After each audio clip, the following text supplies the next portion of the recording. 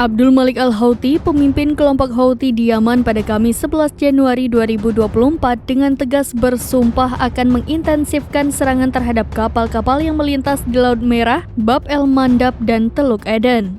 Keputusan Abdul Malik Al-Houthi tersebut diumumkan setelah Dewan Keamanan PBB mengeluarkan resolusi untuk membungkam serangan Houthi.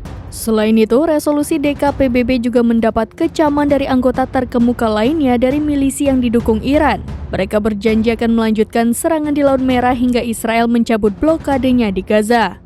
Dalam pidatonya di televisi, Abdul Malik Al-Houthi juga tidak menyebutkan resolusi Dewan Keamanan yang menegaskan kembali ancaman untuk memerangi kapal Amerika Serikat dengan lebih kuat jika mereka menargetkan pasukannya. Houthi mengatakan akan terus membalas serangan Amerika. Ia juga mengatakan saat ini ribuan warga Yaman telah bergabung bersama mereka.